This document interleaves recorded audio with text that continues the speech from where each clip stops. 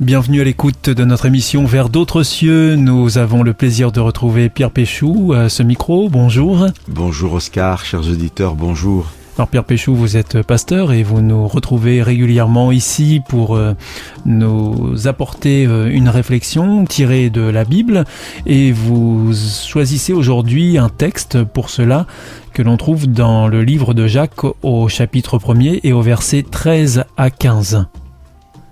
Si quelqu'un est tenté, qu'il ne dise pas « c'est Dieu qui me tente », car Dieu ne peut pas être tenté de mal faire et il ne tente lui-même personne. En réalité, tout être humain est tenté quand il se laisse entraîner et prendre au piège par ses propres désirs. Ensuite, tout mauvais désir conçoit et donne naissance au péché, et quand le péché est pleinement développé, il engendre la mort. Alors Pierre Péchou, ce texte semble nous éclairer sur la provenance du mal. Oui, c'est pour ça qu'il est tellement important. Et ça fait vraiment partie des textes de référence lorsque nous débattons de cette question importante et difficile à résoudre de la coexistence de Dieu et du mal. Pour paraphraser ce que vous venez de citer, Dieu n'est jamais à l'origine du mal. Le mal a une origine en nous. C'est aussi la réponse qu'on pourrait faire aux personnes qui souvent font cette remarque en disant bien, si Dieu existe, une telle catastrophe ne pourrait pas arriver ou une telle personne n'aurait pas pu mourir si tôt, par exemple.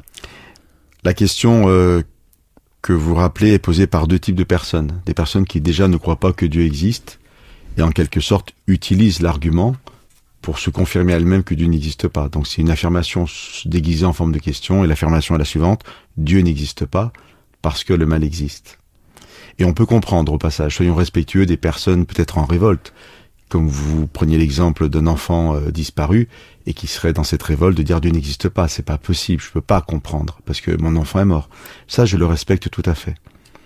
Mais vous avez aussi des personnes qui passent par des épreuves, mais pour qui Dieu est important, et qui posent réellement la question, comment concilier les deux, l'existence de Dieu, précisons à nouveau que la Bible le présente comme un Dieu d'amour, donc l'existence d'un Dieu d'amour qui, soi-disant, est à la fois bon et tout-puissant, et l'existence du mal.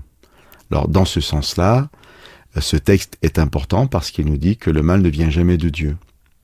Voilà, ça c'est déjà une certitude qu'on peut avoir aujourd'hui. Oui, parce que vous avez vu que Jacques est très affirmatif. Oui, c'est pas peut-être. Ah non, c'est pas peut-être. Alors, on peut en être sûr aujourd'hui, c'est peut-être un acte de foi pour beaucoup de croire que ces propositions bibliques sont des vérités, mais c'est en tout cas comme ça qu'elles sont présentées. Et je sais que beaucoup de nos auditeurs ont expérimenté aussi ces vérités, très concrètement dans leur vie. Donc voilà ce que propose le texte. Le mal vient de la personne. C'est intéressant aussi parce que même si Dieu n'existe pas, on peut entendre que le mal ne vient pas forcément de l'autre, mais de moi. Peut-être c'est dérangeant. Peut-être que la facilité, c'est de dire si telle situation existe, telle situation mauvaise existe, si telle chose ne va pas, c'est de la faute d'un tel ou d'un tel. Et ce texte, pour le moins, nous invite à réfléchir sur le fait que je suis peut-être aussi à l'origine du mal qui existe. Et alors, ce texte, Pierre Péchou, nous dit aussi que les mauvais désirs amènent à avoir des mauvais comportements qui font naître le mal, et la conséquence du mal, c'est la mort. Mais Pierre Péchou, que je fasse le bien ou que je fasse le mal, de toute façon, la finalité de ma vie sera la mort. Tout à fait. On pourrait dire tout de suite que jamais personne ne fait que le bien, mais effectivement, on peut s'inscrire vraiment comme homme de paix et faire le mieux qu'on peut. On finira quand même par mourir. Alors, je pourrais répondre à votre question de deux façons. D'abord en disant que on peut être vivant et être des morts vivants, dans le sens où on n'est pas dans des dynamiques de vie, on n'est pas dans l'épanouissement, on se fait pas du bien à soi-même, on fait pas du bien aux autres. Et dans ces cas-là, même si on vit, on mange, on respire, on est quand même mort en fait.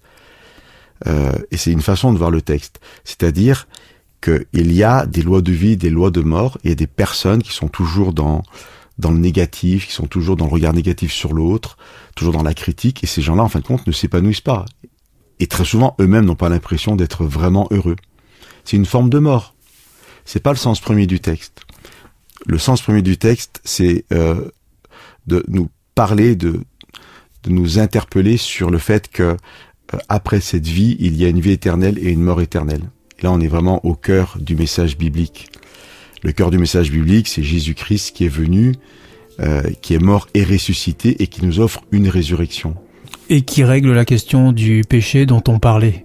Tout à fait. En plus, il est la réponse à la question du mal. Tout à fait. Donc, en fait, la deuxième lecture de ce texte, c'est de dire que si on s'inscrit dès maintenant dans une dynamique de vie, avec nos limites, bien entendu, mais qu'on choisit le bien pour soi, pour l'autre, eh bien, au final, Dieu nous promet aussi cette résurrection, et avec la résurrection, la vie éternelle. Voilà, c'est un cadeau, c'est un mot aussi que j'emploie souvent, un cadeau que Dieu nous fait, et j'invite chacun à l'accueillir avec toute la joie et la vie qui est contenue.